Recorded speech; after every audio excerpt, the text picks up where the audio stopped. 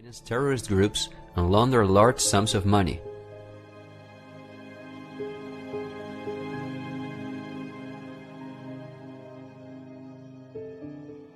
The foundations and funds of the families who are highest in the hierarchy of the 1% hide behind the scenes as much as possible. However, for cases that have a lot of publicity and attention, they use the foundations of philanthropist families that are lower in the ranking but who are also extremely wealthy. In order to be concise, I will only highlight the 3 most important foundations in the world that connect all the industries in the world to each other. These are the Bill and Melinda Gates Foundation, the Open Society Foundations of the controversial multi-billionaire George Soros, and the Clinton Foundation. A very brief introduction to give you an idea of the size of these types of foundations. According to the official website of the World Economic Forum, the Gates Foundation is the largest funder of the World Health Organization, after President Donald Trump halted the funding of the WHO by the US in 2020. This makes the Gates Foundation one of the most influential organizations in the world in the area of everything that relates to our health. The Gates Foundation has a close partnership with the 16 largest pharmaceutical companies in the world, including Pfizer, AstraZeneca, Johnson & Johnson, BioNTech, and Bayer, and we have just seen who own the most shares of these companies.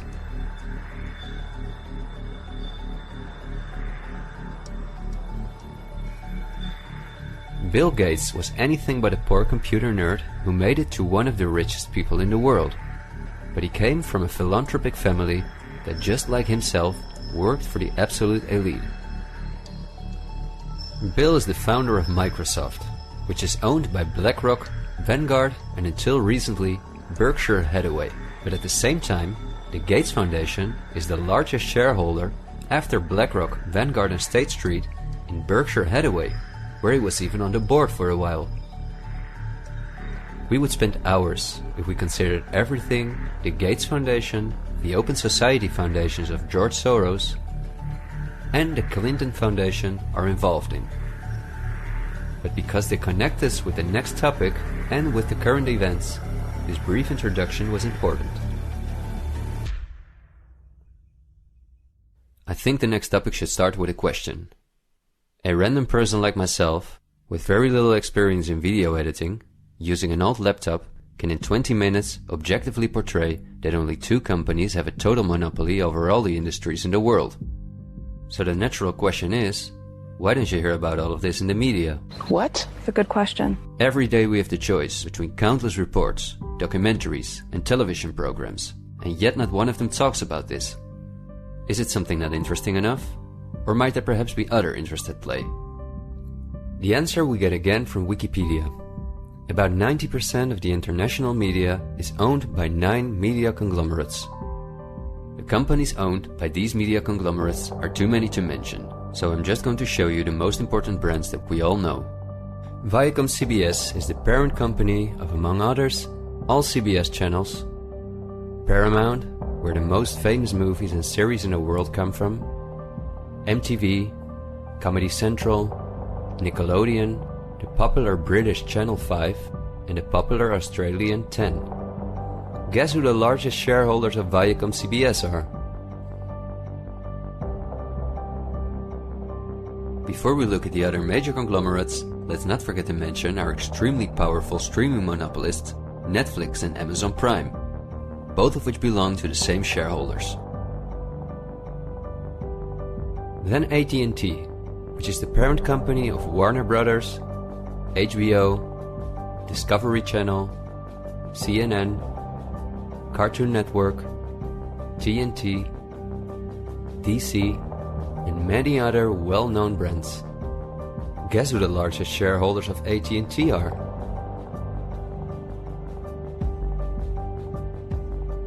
The third one is the all-powerful News Corp.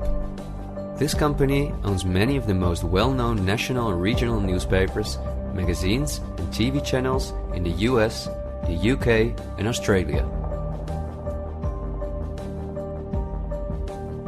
The shares of News Corp are owned by the American multi-billionaire Rupert Murdoch and by the institutional investors we see everywhere else. News Corp's sister company is Fox Corporation, which is also one of the most powerful media conglomerates on Earth. Just like News Corp, it is owned by the Murdoch family and the usual investors. Then the Walt Disney Company, a conglomerate of unimaginable dimensions, with many subsidiaries such as Pixar, Marvel, 20th Century, Lucasfilm, ABC, National Geographic, and Hulu. Who are their biggest shareholders? Another powerful media conglomerate is Comcast. This is the parent company of NBC, DreamWorks, Universal, the Sky Group, Focus Features, Xfinity, and many other major media brands. As you would expect, their largest shareholders are Vanguard and BlackRock.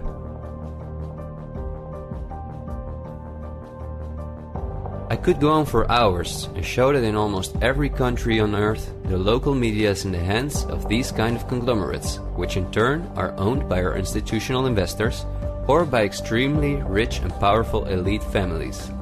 In the UK, for example, virtually all popular newspapers and magazines are owned by the Daily Mail Group, Reach, and the aforementioned News Corp. In the Netherlands, the entire media is in the hands of the Persgroep, Mediahuis, and Bertelsmann. And in Germany, the entire media is either controlled by the German government, ProSiebenSat.1, Axel Springer, and again, Bertelsmann, which is also a conglomerate of unprecedented dimensions.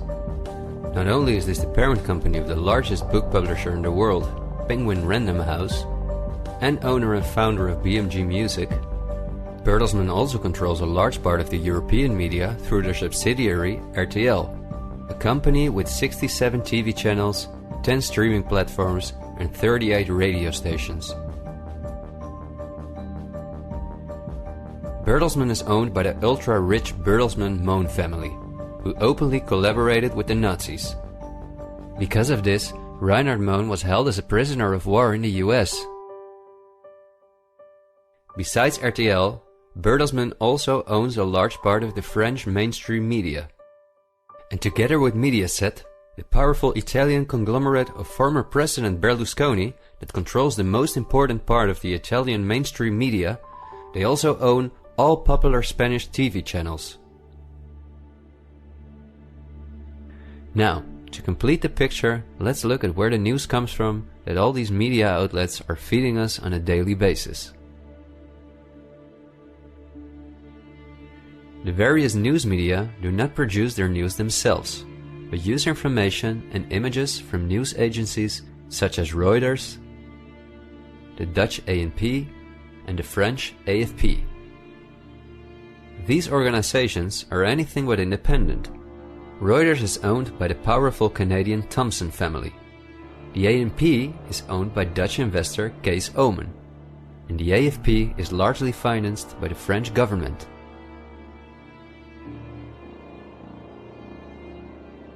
The main journalists and editors who work at our media or at these news agencies are affiliated with important journalistic organizations, such as the European Journalism Centre. These are one of the largest funders of media-related projects across Europe. They train journalists, produce study materials, give internships at, for example, the ANP, and work closely with the world's largest corporations such as Google and Facebook. For journalistic analysis and opinion, all the major media outlets in the world use Project Syndicate, the most powerful organization within its field. It supplies the 506 most important media outlets in 156 countries. Project Syndicate, plus an organization such as the European Journalism Centre, together with the news agencies, are the connecting link between all the different media outlets around the world. When newscasters read the news from their teleprompters, there is a good chance that the text comes from one of these organizations. As a result, the global media is often synchronized in its reporting.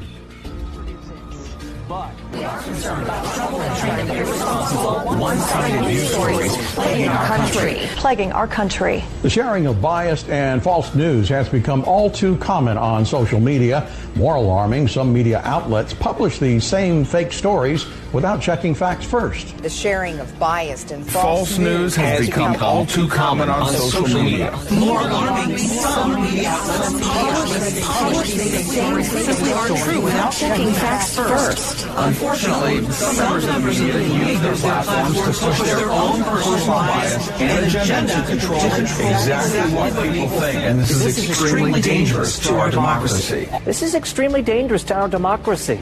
This is extremely dangerous to our democracy. This is extremely dangerous to our democracy. This is extremely dangerous to our democracy. This is extremely dangerous to our democracy. This is extremely dangerous to our democracy. This is extremely dangerous to our democracy. This is extremely dangerous to our democracy. This is extremely dangerous to our democracy. This is extremely dangerous to our democracy. This is extremely dangerous to our democracy. This is extremely dangerous to our democracy. In September 2020, the European Journalism Centre and Facebook set up a fund to support selected news organizations to do the reporting during the corona crisis. Let's see who the organizations are that, along with the news agencies, produce our news. At Project Syndicate, we see the Bill and Melinda Gates Foundation, the Open Society Foundation, and the European Journalism Centre.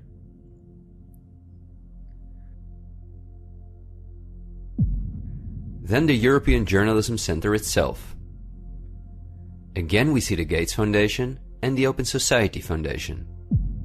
And they also receive large donations from Facebook, Google, the Dutch Ministry of Education, Culture and Science, and from the Dutch Ministry of Foreign Affairs. The organizations that are at the heart of our information flow are funded by the non-profit organizations of the same elite who also controls the entire media. However, a part of our tax money goes to these organizations as well.